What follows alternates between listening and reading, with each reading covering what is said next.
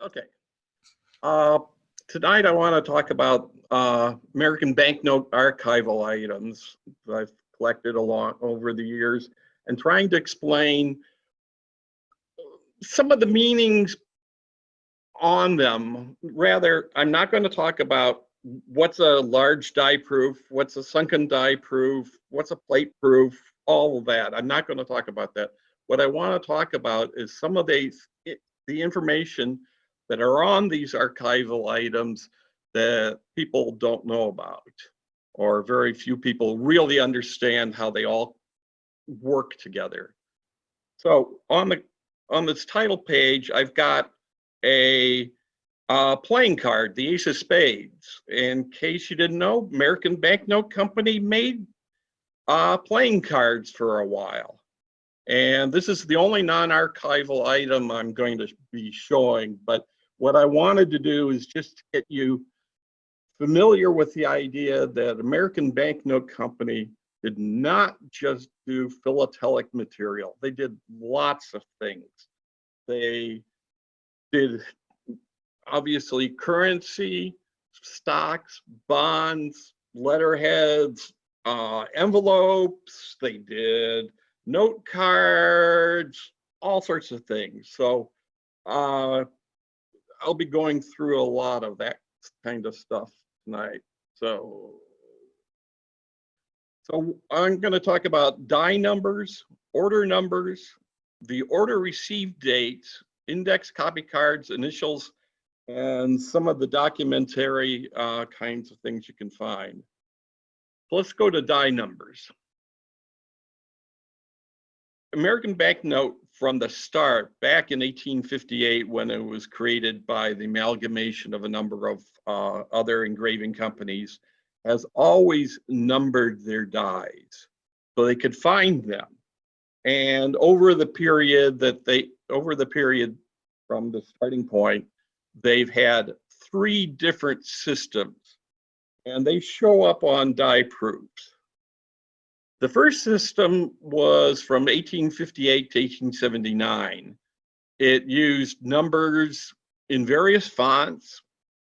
There were different series for portraits, vignettes, and other things, so that the same die number could be used for a portrait and a vignette. In other words, die number 10 could be a portrait of some famous person, and also die number 10 could be a picture of a ship.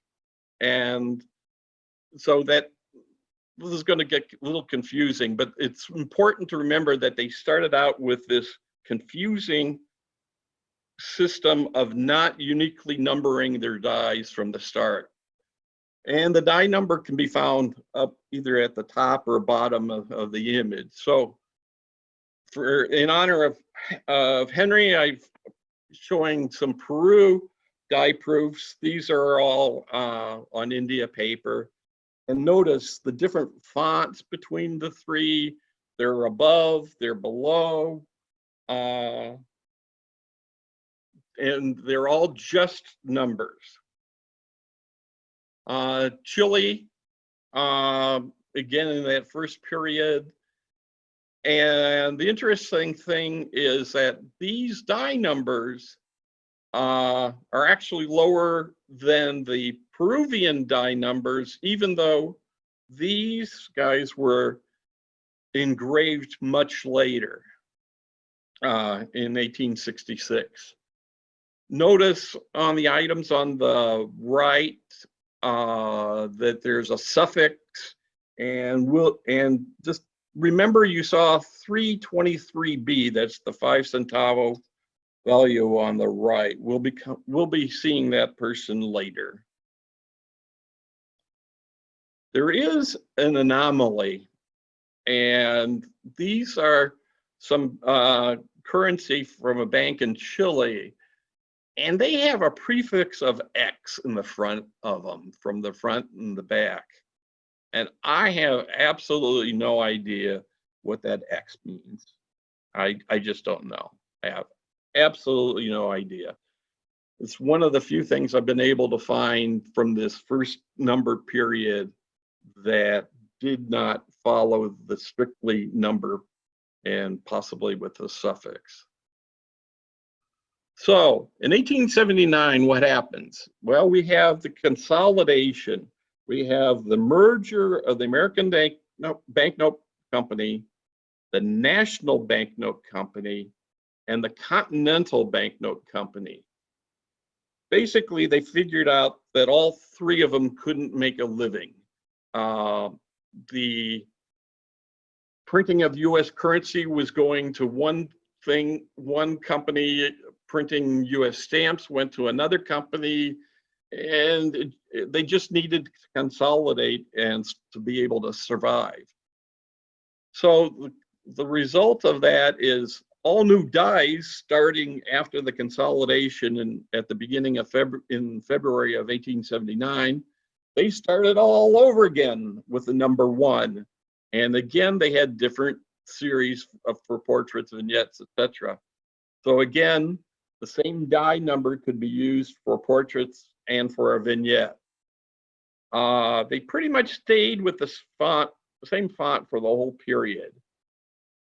One thing that gets new is that there's a prefix B, C, D, or F that can get added before the die number.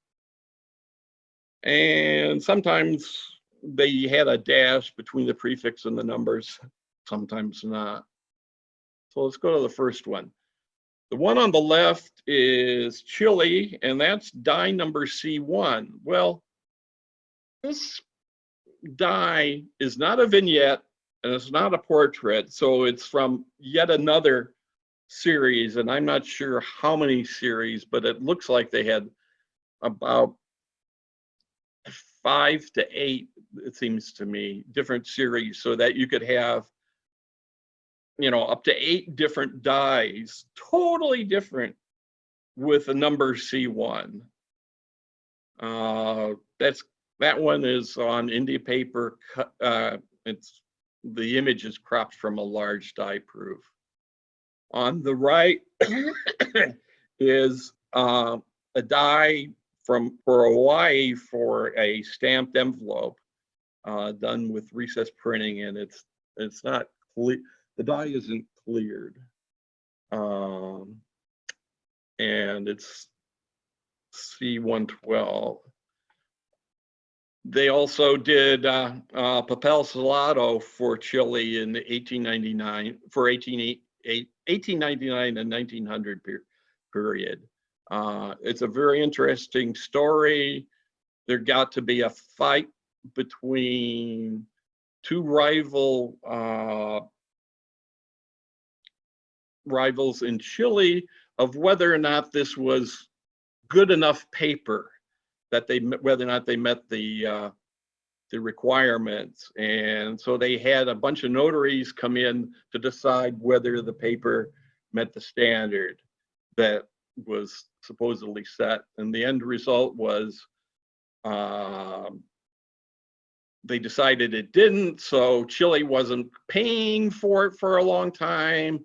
And the end result was another American banknote order got canceled by Chile, and Waterloo got in for a one-time shot, and then afterwards, finally Chile paid. It took about 3 years to get it to be paid.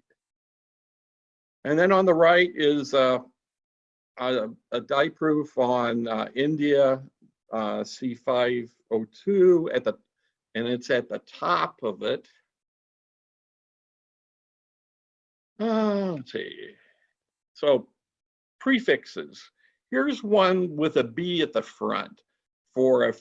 This is again another die proof on India, and it's thought that the B prefix indicates a die engraved for their Boston office, and the furniture company actually also happens to be located in Boston, so it's a pretty good guess that B stood for Boston office.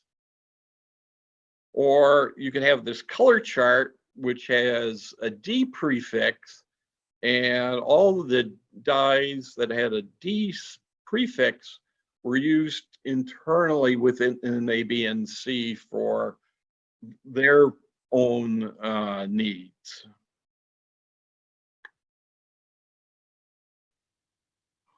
And the final one I want to show you is Canada. There was an F prefix, and there was a sister organization within the ABNC at this time called the Canadian Banknote Company, and they didn't do their own engraving at that time. All of their dies were being actually engraved in New York, and so those got a F prefix, and I have no idea what F would stand for, because the Canadian Banknote Company was in Ottawa, and F and O got me. This was a division of an American banknote company until 1922, when it was run as a separate company, but take separate in quotes, because financially it was separate, but there were very close ties even after 1922 back to New York. New York was still doing engraving of dies for them. And they eventually changed to use an O as a prefix for Ottawa. So 1924 comes around. What's happening in 1924? Well, you have the American Banknote Company that was formed from approximately 10 or 15 different companies and their predecessors. So all those dies and their die numbering was still on the dies. You had all the dies from the first series with their numbers on them. You had all the dies from the second numbering system with their dies. And you've got all the dies from the companies that they've acquired in the meantime. So the dies are in a mess. I mean, you say, hey, give me die number 323, and people now scratch the head and want to know which one and how do you order these. It's a mess. So what they decided to do was take advantage of the fact that they've got a lot of dies. And by having a lot of dies, they could make up mock-ups for customers faster than any of their competitors. So what they decided to do is, let's uniquely define each die by a unique number. So from that point on in 1924, all new dies were given a number greater than 50,000. All dies on hand, from whatever source they had, were given a number less than 50,000. And vignettes and portraits together were given a prefix of V, and some of the dies were marked special, which indicated that they could only be used for the specific customer for which it was engraved. So let's see how they handled it. This is a die proof from Ecuador in 43, and it's in the 84,000s where that die ended up. So at this point, somebody said, give me die 84,193. They could go directly to this die and get it. And they wouldn't have any confusion of where with any other dies. These are some die proofs from Panama liquor labels that went around the liquor bottle. And I don't know whether or not the first one, whether the A at the beginning is auxiliary or they just messed up and it should have been at the suffix, because like the example down at the bottom, at the same time. It has the A at the back as a suffix. And the others that I have that were ordered at the same time all have A at the end. So I don't know why it has an A at the beginning. I have a feeling it's just really a misplaced suffix. This one's interesting from Columbia in that it's another composite die proof. It's on India paper. It's got a number for the background and a number for the portrait. And it turns out that that portrait had been engraved sometime before 1924 and it was renumbered to 25,630. And then they did a laydown from that to create a duplicate die, and that one was determined to be 85,931. So it's a very interesting die proof with all that information that they put on the die. Here's an old American Banknote Company die. It was number 125. And this is one of them that was on hand. Notice on the right how they struck 3 lines through the old number and gave it a new number in the 47,000. So that's pretty typical of what they did. This was from Continental. And again, they struck out with 3 lines, the 110 that the Continental Bank had assigned it. And this was given a number 48,000 in the 48,000s.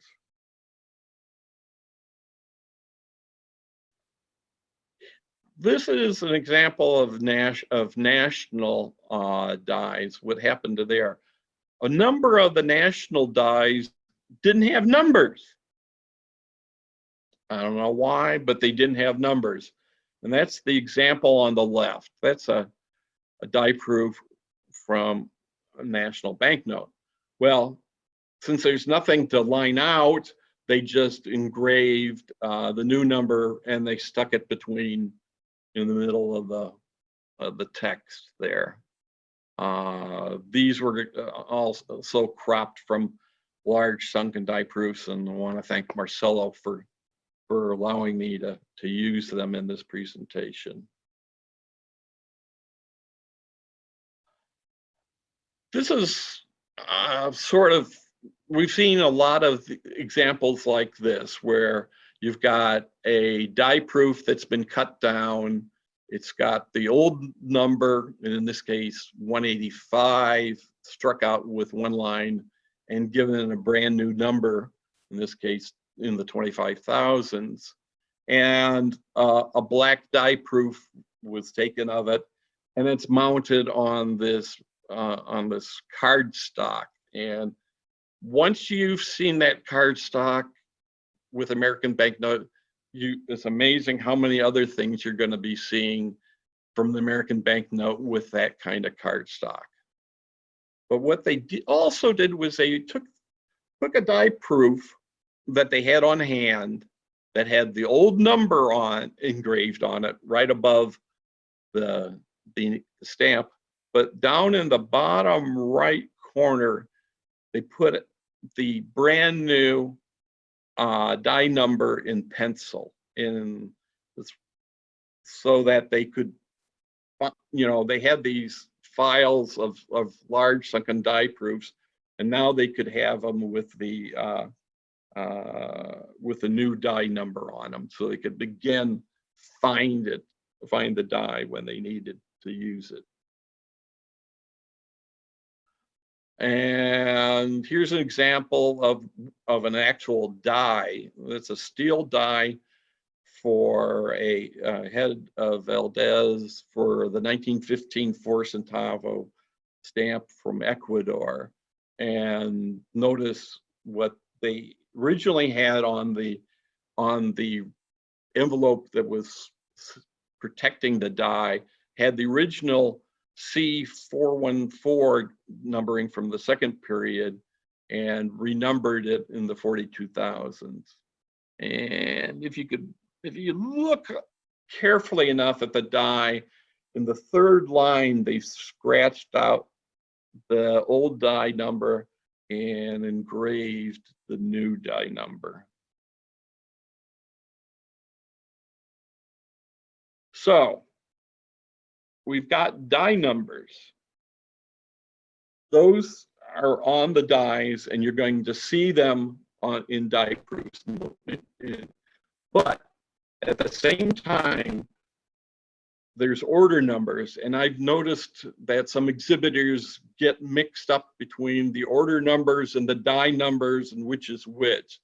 Well, the order numbers don't show up on the die proofs unless somebody's written it in, but they were never engraved.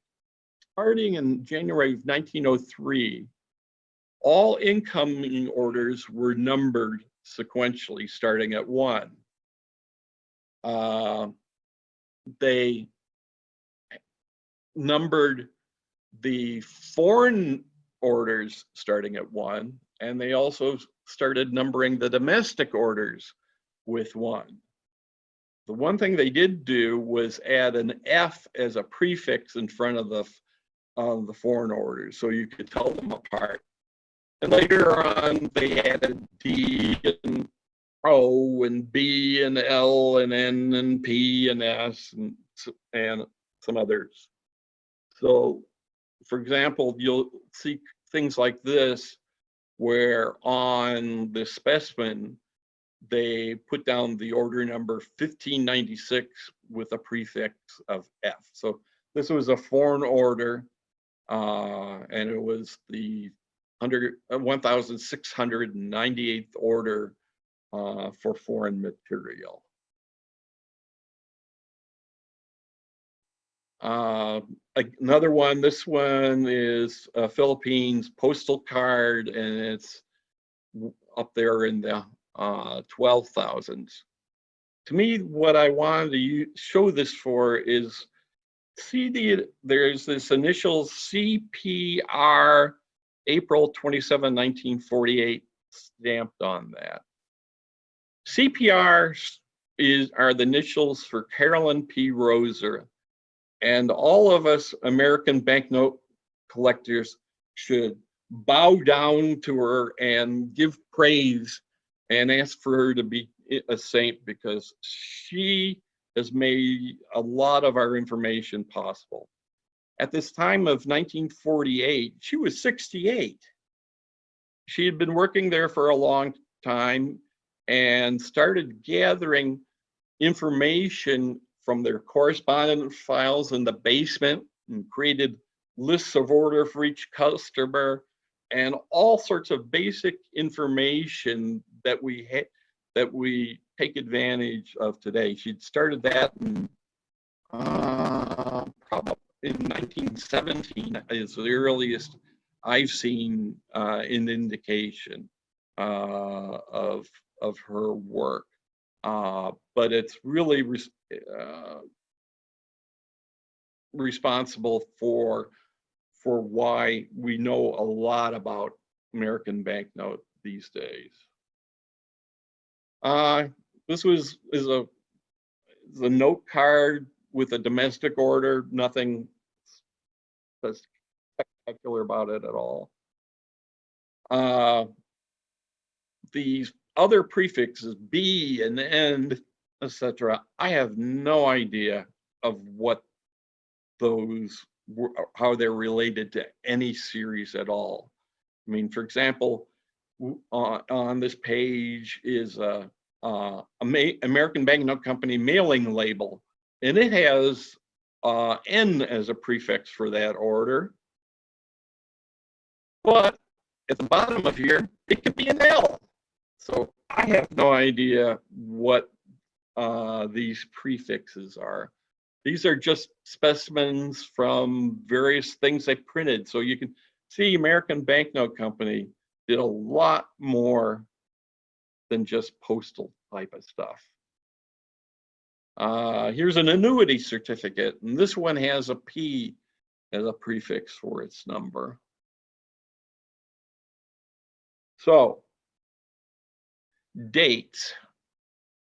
And when you see dates from American Banknote Company, unless you've gotten the right information from the right place, those dates are when you see are when the order was received in New York by the American Banknote Company. They're not when they were printed, they were not when they're shipped, but when the order was received. So the actual printing could be a month or more, or sometimes in the same month. It all depended. So this is a cutout. I mean, I cropped it from a big page. It was a reference book in this, which has punched holes on the left, so they could take it out, and as they got a new order, put this in the typewriter and type in the additional order numbers. So all of these are, as they go. This is something that was created based on the information from Carolyn Rozier. That is, these sheets, even though they may have material from back in the 1850s or 1860s, these sheets weren't started until 1924. And she went back through and put specimens or a stamp out of a reference copy sheet. So this is why when you see those sheets, why they may be missing one, because she put them in this reference book that kept. Now, these are all interesting because these have the order received dates, that is only just the month and the year. And then the second column are the order numbers, so that you can see, like, for example, on the first row, it had a lot of repeat orders for that item. In fact, there's more on the back of the card for that item. Very useful for figuring out the different printings. Very useful. She also created equivalent reference books for stationery. And sometimes she used the actual stationery, as in the first case above. In the second case below, again, it's a cut down die proof that she used that was on India paper. And notice, if you can read at the top of each of the items the order, month, and year. She just couldn't type it. She had to print it in pencil, and you get used to seeing her writing style, and so you can identify that these were actually written by Miss Rozier. And again, these were created in 24 or later. So when you see the date with American banknotes, almost always those are going to be the day, month, and year for when the order received in New York. The next kind of archival item you can encounter are index copy cards. And these are cards that showed the issued item or a proof, and it has a die number. And if it's after 1903, it has the order number. And again, these were started in 1924 or perhaps later. And sometimes it has the date when the order was received. Other time might have just the year. So here's an example from Chile. Okay, notice above the stamp. Okay, that stamp is a cutout plate proof on India, and notice it has the number 323B-26249. Well, remember back earlier, I showed you a die, and the 5 centavo die was 323B, and it got renumbered as 26249. So if we look on the left, at the bottom, you can see the 323B was struck out and given a new number. But look at all the great information it has. It has October 17, 1866. This is when the order was received in New York. It was engraved by a man named Burt, and you can see that they engraved 2 5-centavo plates of 100 and 1 plate of 100 for the 1, 10, and 20 centavos. So very useful information. A later Liberian card, notice at the top there's the order number, the F number, and since this was after 1924, there's only one die number because it's in the third numbering series. Got all the information on the die about when the order was received in October of 1943, who the engraver was, when it was approved, and the PEM stands for pre-engraving material. So in this case, they talked about what they used for the basis of the stamp, the view of Liberia. However, you have to take these cards with a grain of salt, especially those that were of items before 1924. And sometimes what's included on this card is something that was not part of the original order, but a later order. So you can't use, like for example, in this card, and say, that was from the first order of these cards. No, it's a much later order of these cards.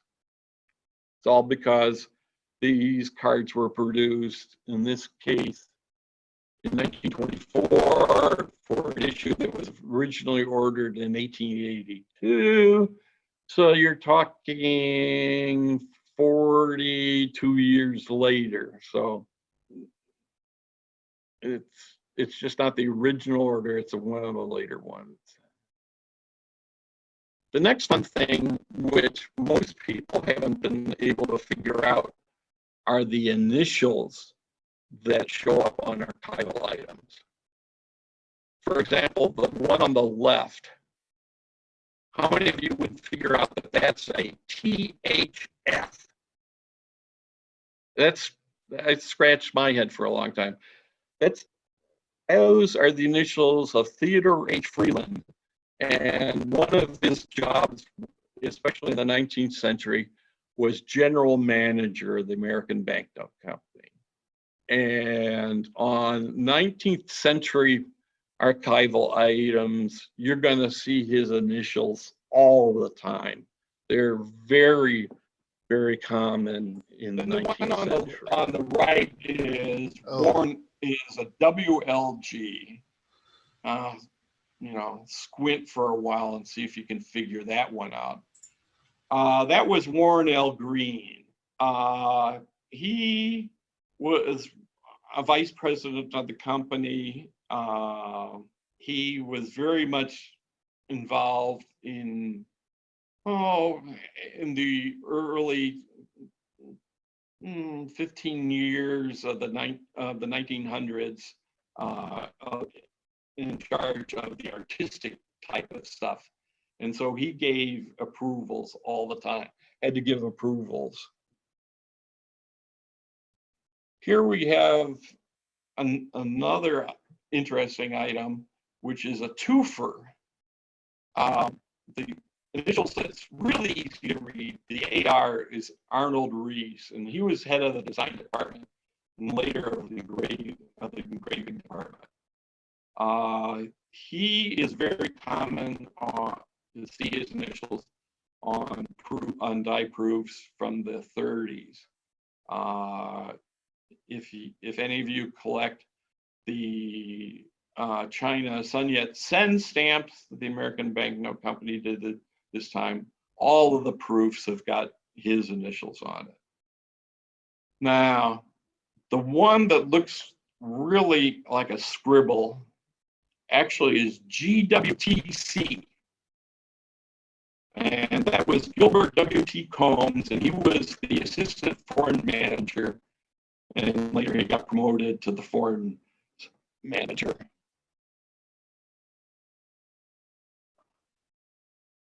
This is a model for a 2-centavo envelope from Chile.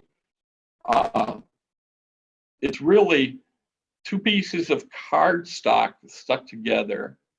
And then they took a plate proof from a 2 peso stamp, placed it on there, used ink and China white to create, instead of saying pesos, to say centavos, and there's some other minor changes that they made. But this has got a lot of initials on it. If you look in red on the left, you see an OK and a date, and then there's 3 letters, and that's FWG. And that's Frank W. Goulet, who was the resident foreign sales manager at the time. And underneath him is, and also in red, is ACC, and that's A. Claxton Carey Jr., who was a vice president at the time. You have DW to the right, and that's Daniel Woodhull, who was vice president. And under him in blue is ASM, which was Alfred Major, who was the engraving department manager. And then there's the JRP or JBP, I don't know. And I just don't know. I haven't been able to figure out who he is. But all of these people are very important. DEW, he was sent, I think, between 1906 and 1909 to be president of Bradbury Wilkinson, because American Banknote Company had bought Bradbury Wilkinson in 1903, and he went over and ran Bradbury Wilkinson. Again, this was one of these separate companies that financially they were all separate. Bradbury Wilkinson did their own engraving work, so they were much more separate than the Canadian Banknote Company was. Let's see. This one from 1880, JES, and I just have no idea. And then the run on the right from 1929 is SHL. Sanford H. Lane was domestic sales manager for a while. He was then manager of the Ottawa office in Canada, and then he held other responsible positions. So if any of you have other initials that you on your material, I'd love to see them and try to help figure out who they are. Now we come to, I mean, those are the kinds of stuff that you can collect, and you'll find them. These next 2 slides are of documents which are in a museum called Museum of American Finance in New York City. Unfortunately, they are closed at this time. There was a broken pipe in an upper floor of the building they were in that flooded them, and they have since moved out of there. None of their exhibits and none of their archival material was damaged, but they're in temporary storage right now. Plus, with the COVID, the people are working from home, but there's great information there. There's a series of books which I've called print order books, because as you can see very clearly on both of them, under postage stamp, let's see, it's 1, 2, 3, 4. On the fourth line, it says print on the left, and on the other side, yeah, it's about the fourth line, and it says print. And basically, that's what every page is going to have, print, and it'll tell you what they're going to print. Because these books are only what they printed.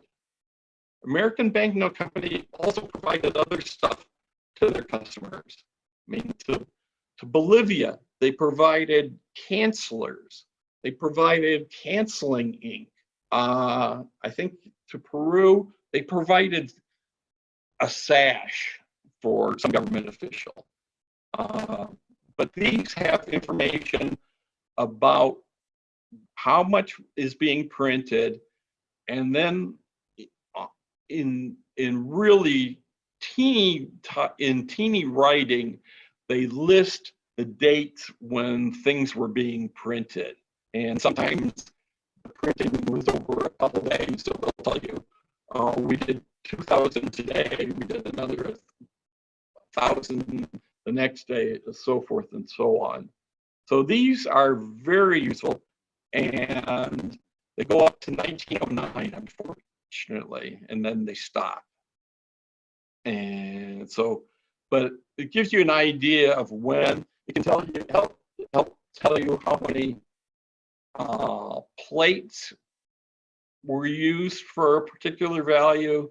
Normally it was just one, but sometimes there were 6, and you have an idea of when they come in.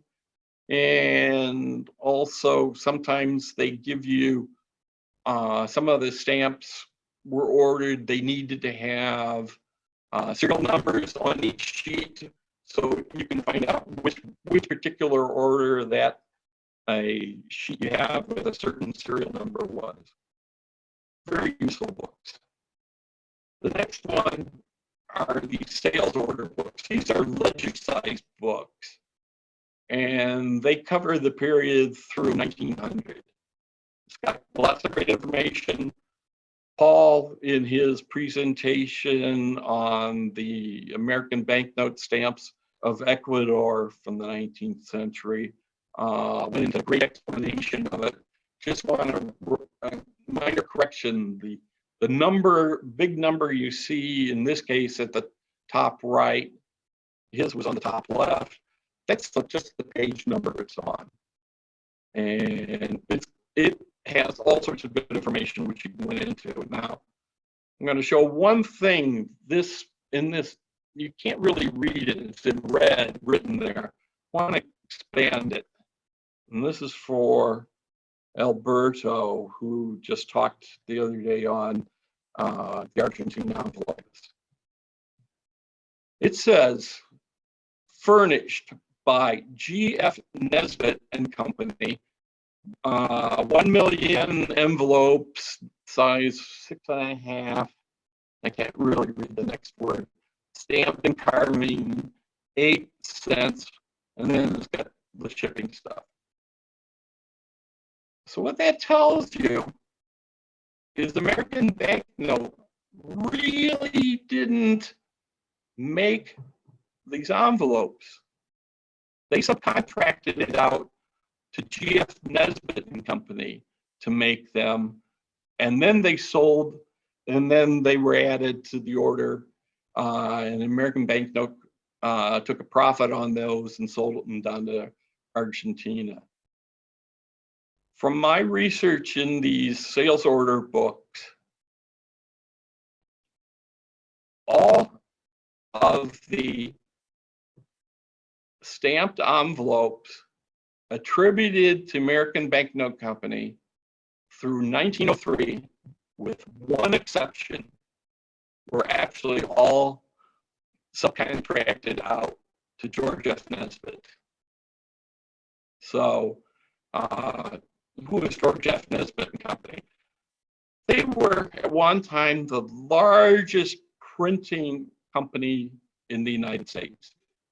They did books, they did everything. And from 1853 to 1869, they did all of the United States stamped envelopes. And after it started in 1870, they lost the contract and they did other work. But it's very interesting to see that this work was done. All these envelopes for American Banknote Company were actually subcontracted out to Nesbitt. Next thing you can find are these files, which are correspondence files. These were things that Carolyn Roser, bless her heart, from the boxes in the basement, gathered them up, sorted them by customer, in these cases, by the country, and put them together in binders. And some countries have binder after binder. Brazil is one of them that has binders after binders. And I just show one of the letters that's in there. And what's interesting about this letter is this is a letter from the American Banknote, from a person in American Banknote Company to Bradbury Wilkinson, excuse me, and to ask them to produce the first issue of registered envelopes for Brazil. Problem was, these were needed to be with a blue linen lined paper, and the order, if it was to be done in the United States, would take up the entire supply for the United States for the next 3 years just to make that order. So they were trying to ask, could you, Bradbury and Wilkinson, our sister company, make these for us, and we'll pay you, and you can make a profit, and then we'll sell them to Brazil and we'll make a profit. And it's a subject of an upcoming article on this. It's really interesting. Here's a list of all sorts of countries in the Western Hemisphere for which there are correspondence files available, and I've tried to list where their location is at this moment.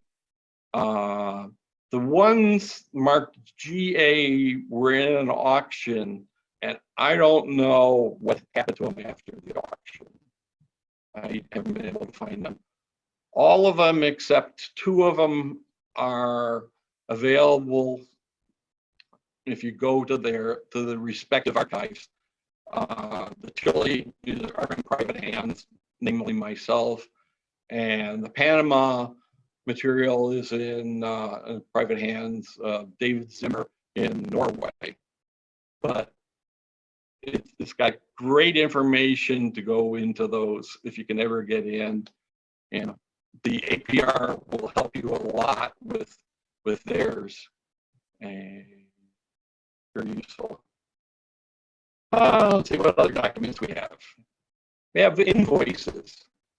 And this is a pretty typical invoice. They're easy to see when you've got them in a binder because they're blue and they just stick out. And notice how this one has over on the left-hand side, right under the red line, the foreign order F3727. These were for consular stamps for Chile.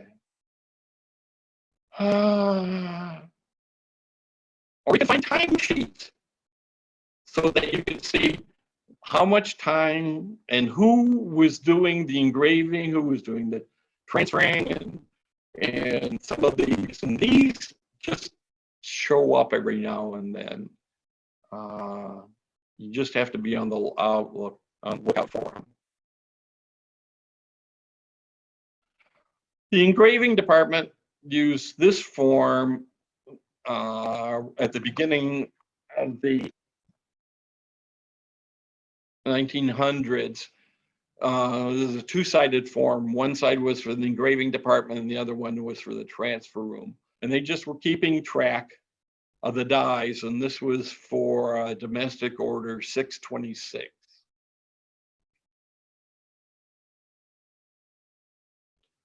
Later on, they used a little more sophisticated. These are for, oh yeah, these are for some Venezuelan airmail stamps. Notice how they kept track of when the plates went out and when they went back to the vault. So those are just some of the kinds of stuff you're going to see that you can find from the archives of the American Banknote Company.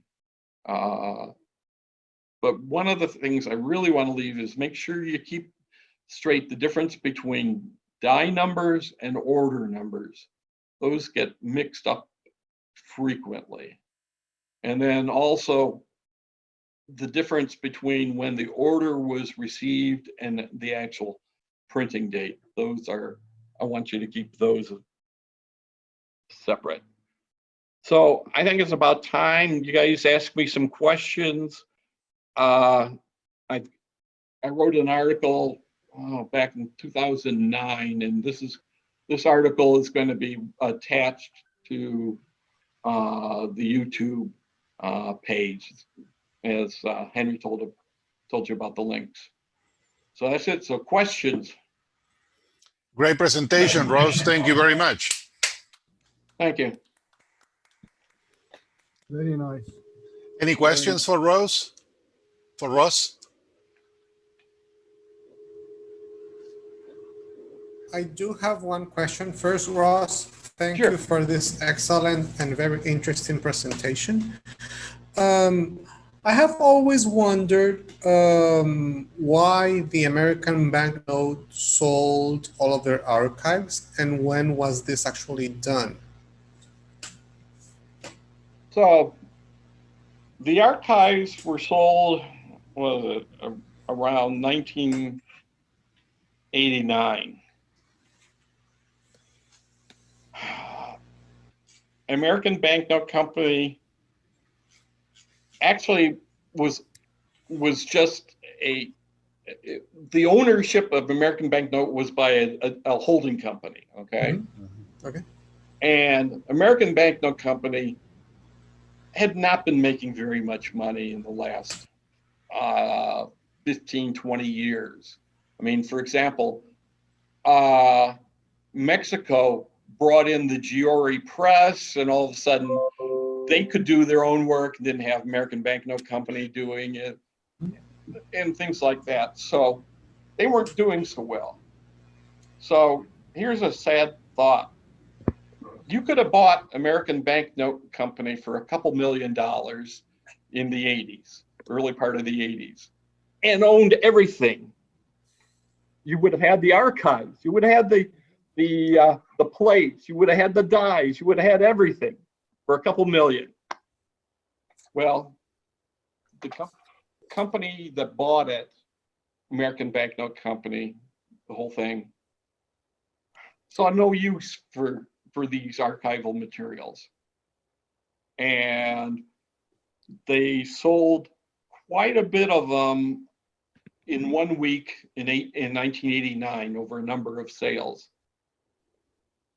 And they made more on the sales than what they paid for the company. Now, you should know that not everything was sold through the auctions. A lot of material was sold outside of the auction. Also, a lot of the stuff was thrown into dumpsters before the auction. And people went dumpster diving in the Bronx at the plant. So there's various ways some of that got out. There's been a couple companies, Harmer's sold some material for a while, and a company called Stack, which was a rare coin company, they sold currency dies and plates for a whole lot of sales. So that's how a lot of this came out. Does that answer your question? Yes, it does. Thank you very much. And Rose, recently, Oye, ¿te están despertando los perros la noche o lo encerraste por encerrarlo? Ross, and recently there was another sale on eBay. There were a bunch of those dies also. Están llorando. Were those Oh, sí, were están from mirando. the same purchase, or they have some leftovers that maybe showed up at a later time? I think they were purchased. Well, okay. There's a stamp store in New York City called Champion Stamp Company. Yes. Mhm. Yeah. Okay. Arthur Morowitz is the owner of it. And he ended up with pallets of material. And for example, at New York 2016, he went to his pallets that he hadn't looked at before and came out with more proof material at that time, archival material. So I believe that Arthur came up with was looking at his pallets and wanting to reduce some of the space that they're taking up and consign them to Castle Rock. So who knows how many more are going to come out, how much more is going to come out. But that will be for the plates. And what about the archival material? Would it be something else somewhere? No. The plates weren't bought by, the actual plates weren't bought by Arthur. Okay. But the archival items that you see in Castle Rock, those were, I think, came from Morowitz. I haven't talked to Jorge about it to verify, but I'm assuming they came from Arthur. Now the plates,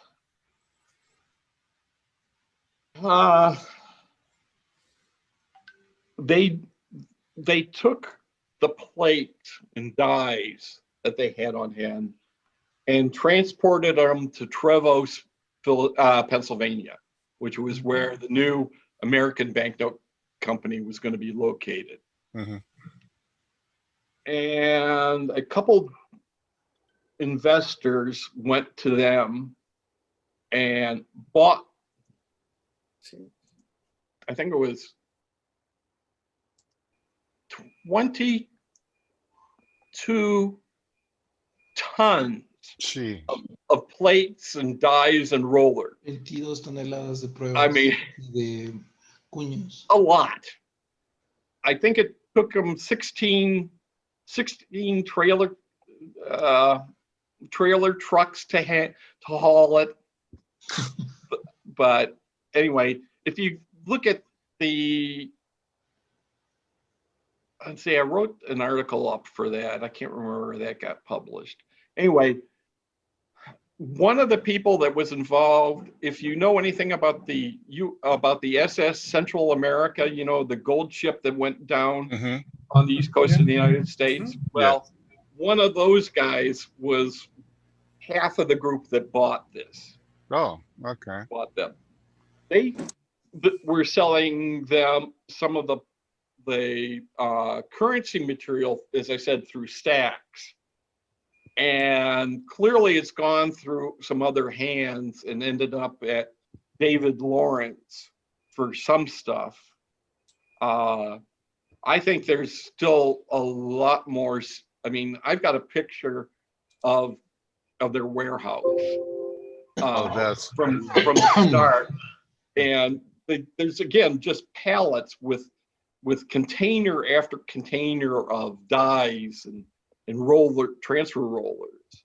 And I haven't seen the transfer rollers for sale. I know one company is thinking of trying to figure out what they're going to do with them. But there's got to be other plates around. Mm-hmm. Now, the other thing you should know is, like, there was a whole bunch of CBEC material plates that have shown up recently, and they've been attributed to the American Banknote Company. Well, they're Hamilton plates, and the reason why is that those plates and dies were acquired by a predecessor of the Security Columbian company, and they are part of the company that bought American Banknote. So Okay. that's how their material gets intertwined together. But that would be just a subset of the whole civic Right. holding, right? Right. Okay. And what period is covered by that? Is The 1890s. okay. So there is a possibility that the civic work for Latin America would be included within those, or Right. Okay, I mean, so everything is in there. Okay. So, for example, I now have all of the stamped envelope stationery dies from Hamilton that are still around, or at least around and available. Yeah. So they're in a box, and boy, are they heavy. Yeah. Tracing all these merchant acquisitions is also interesting. And I do remember once you made a presentation where you have the tree of how these companies came along together. I don't know if you included that in the article or not. At least I haven't seen that. Do you have a copy of that org chart? Because that was kind of interesting about the evolution, and tracing is kind of the genealogy of the American bank throughout the years. Well, the best place is this book by Griffiths called The Story of the American Banknote Company. Okay, yeah, that has been mentioned here before, Griffiths, right? Yeah. And unfortunately, the price of the book has gotten really expensive. But to me, there's only about 4 pages that are useful. One is that genealogy chart. Okay. And then there's about 3 pages of officers of the company through the years and when they held the various offices. And that's very useful in figuring out those initials. Mm-hmm. And other than those 4 pages, it's useful, but it's not a book that's going to be a good reference material.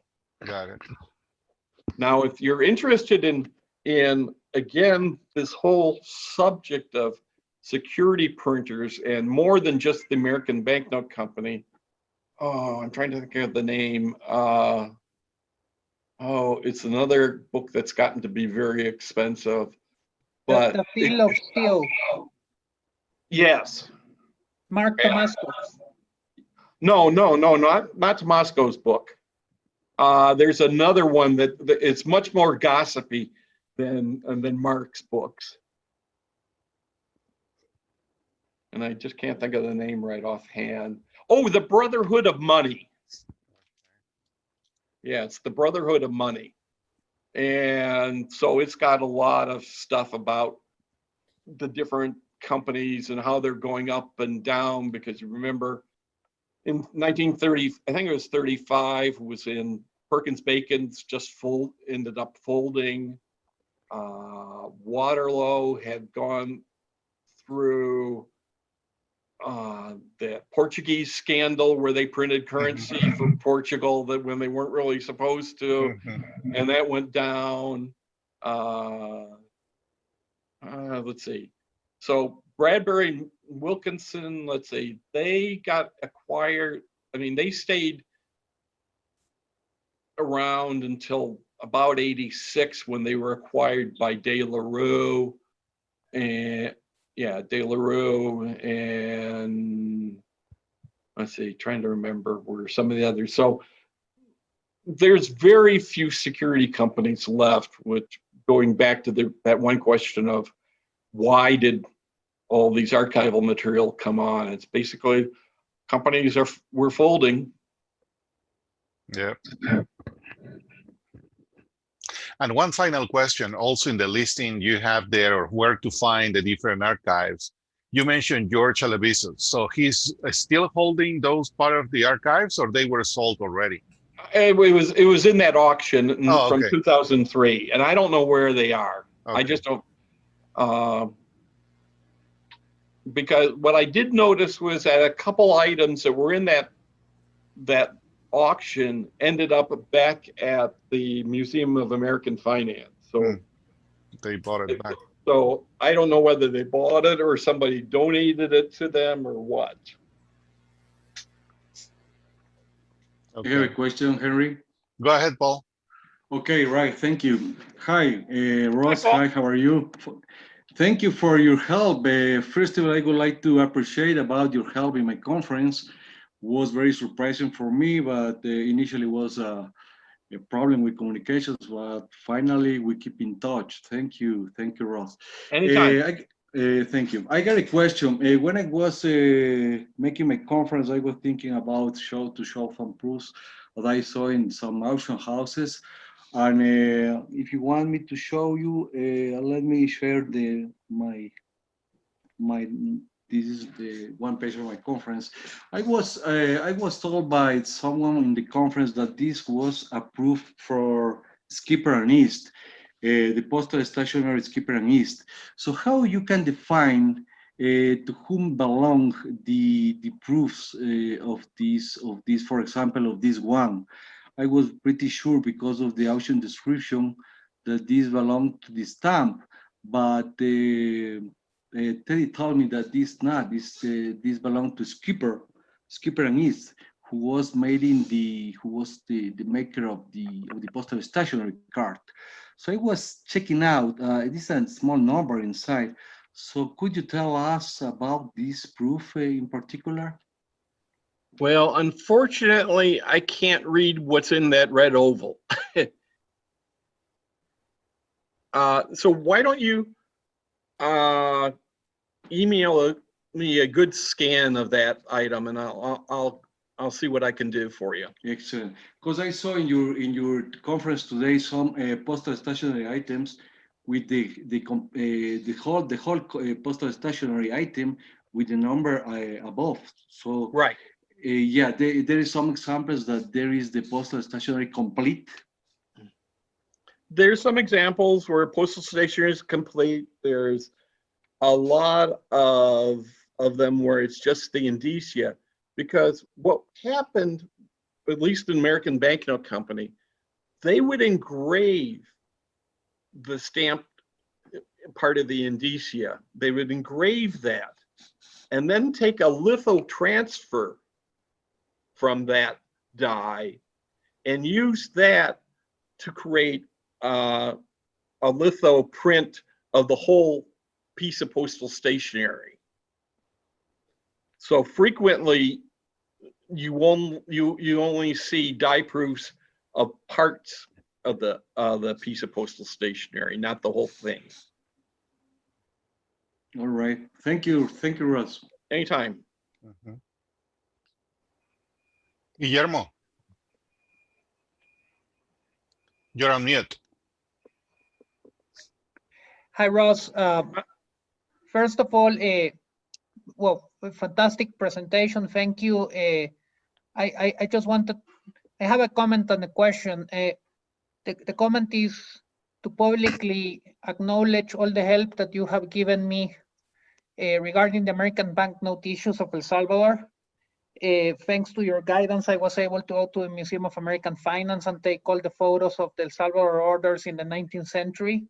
So I greatly appreciate all the help there, and I believe it's a great example of collaboration in looking for all this elusive information. No. Oh, thank you. The question is more related to something that you didn't cover in the presentation, but I don't know if you have more background about why the American banknote in the 80s and 90s decided to print out or to reuse some of the old dies in making proofs at stamp shows aimed at collectors, no? What was the rationale then? And really, was it worth it?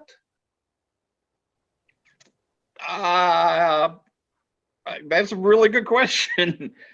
You know, you're referring to those souvenir cards. Yeah, of the American Philatelic Congresses and all these that Yeah. were reusing the Hamilton and the American banknote dies. Yeah, I have no idea of whether they thought it was worthwhile. I think they were trying to do it for publicity purposes, and I don't know. I doubt that it was a financially successful thing for them. Just like I don't think there's those series of folders of, I forget how many cards are in them, of various vignettes and portraits, and there's different series, and I have no idea. I don't think those turned out to be as successful as they thought. I mean, that they're trying all sorts of different ways to get money, and they thought they could tap the collector market, and they had the stuff to tap the collector market with, but didn't use the right stuff to go after the collectors. Okay. Were those printed in large quantities? No. Which ones? Cards? Yes. They're in a reasonably, I mean, define large. I mean, there's more of them than anybody than we'll ever need. Okay. The archival series, which is what they called them, these folders, I don't think they printed that many of them because the demand just wasn't there. And you'll see those on eBay frequently. Okay. For a few $100s each. Related to that, one final question, and this is more maybe for the judge than who knows about this material. So I always categorize these proofs to be either pre-production material, the ones that do not have the number scratched. So they were made at the time that the stamps were printed initially. And of course, the second round of dies were still die proofs, but they have the renumbering number.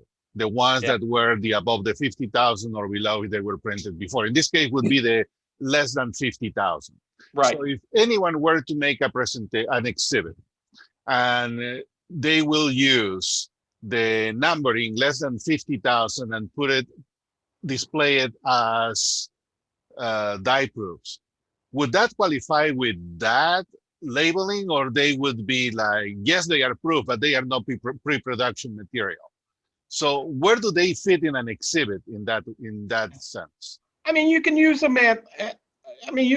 as in the pre-production area, but at least just tell the viewer that these are renumbered and produced in 1924. Okay. I mean, and those, I mean, to me, well, let's put it this way. I think the number of judges that really understand that can fit on my thumb. Yes. And probably, which means it's just me. There's some that I've tried to train over the years of looking for this stuff. And I look at it as just by correct identification, you're showing philatelic knowledge. Mm-hmm. And so if you've got these renumbered and you're using them at the beginning, which I have absolutely no problem with, but you tell me these are the renumbered dies from 1924 that were renumbered in 1924. To me, I give you full points. Okay. For that material. I mean, you're giving me philatelic knowledge. Okay. I use them. I've got an exhibit of just Chile postal stationery essays and proofs. Okay. And I have a page at the end where I move all of those renumbered dies to the end and use it as an epilogue, because I'll stop my exhibit in 1924. Sure. So I use it as an epilogue in my case. Yeah. Well, and it fits perfectly because on the sequence of events, that's the last thing done with those dies. Okay, that would make perfect sense. Okay. They were never used again. Right. The reason I'm asking is because once I presented my Llamas exhibit, right? And I was always very picky trying to find just those with the original numbers and not with the renumbering. And one of the judges, and it was about the time you published your initial article. And the argument there was that I was missing the proofs. And I said, these are the proofs. Oh no, you need the second set of these proofs. And I was but mentioning about the difference between in timing. And I labeled it specifically pre-production material. These were printed before that one. But he didn't buy that. And he said that I was still missing some with the other proofs. Okay, so I left it there. Yeah. Hay gente que cree que sabe. Exacto. Okay. Mauricio. Hello, Ross. Once again, it was good for me to know that the Honduran information of orders for the ABN is half of it on the Museum of American Finance and the other half on the APRL. How easy is it for someone who is not in the US to get some access to the information, at least from the APRL? I'm going to guess it's not easy. Because, I don't know how thick the Honduras book is. We didn't have that many orders with ABN, so I believe it should be a small. Well, okay. When I was doing research on Nicaragua, and it was basically on the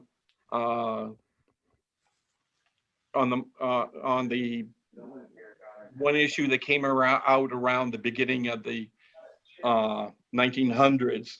I was particularly interested in the stationery. The volume of correspondence was somewhere between 1/2 inch and 3/4 of an inch thick. And asking somebody to go through that and copy it is a little much. But remember, those books are not the order books. Those are the correspondence books. Yeah, but some information might be there. There's really good information in there. Yeah. Yeah. Thanks. That was the place where the mock-up of the Cierre de Seguridad was found. That's very important information. Yeah. Alberto. Yes. Thank you, Ross. Alberto. Hi, Alberto. Hi, how do you? Very nice research. Thank you very much. I want to thank you to all your contributions, your comments, and your recommended bibliography were very useful for me. Questions about the index copy cards. You have seen, or there are index copy cards from Argentina? I'm sure there are copy cards for Argentina. Brian was selling them like hotcakes back in the beginning, around 1990. He was selling a lot of them in his auctions. I'm positive that there are copy cards for Argentina. I just haven't followed too many countries of their copy cards, what's available. A lot of them got bought up, and people just have held on to them since then. And sooner or later they will start to reappear again. You should check the Christie's auction catalog of the American banknote material. What year was that? Let me get it and I will show it to you. Okay. That would be a good reference to add as well. Christie's. Oh, Christie's, the 1989, there was a series. 1989, okay. Was that a single auction or it was a series of auctions? Okay, so there was an auction every day. So Oh. there's actually 5 catalogs. Got it, American Magnet. Christian showing. Yes. Oh, that's a different one. Is it? That's Archives International. No, that's the Christie's one. Oh, that's the Christie's one. Yeah, yeah, that's the one that has Latin American material in it. There was a second auction of Canadian stuff, and a lot of that Canadian stuff was gotten by the Canadian archives before the sale actually took place. And then there's 3 more sales that happened later that week, and those were banknote material. Hmm. And then there's two sales that happened earlier before then that had some very nice 19th century frames with philatelic material in them, artistically arranged. And those were sold in some early, those were in various office buildings, office rooms, and those got sold earlier. Yeah, and some of them ended up in jail, and there were 2 books of collage made by apprentices of the American banknote, and the books were sold as a single lot, but the whereabouts are unknown. Yeah. Yep. I can tell you that because I was trying to trace the collage that has some El Salvador stamps on it, and I went to ask JL and Spink, and nobody knows where they are. What is quite amazing is the amount of archival material and the printing material that is still circulating.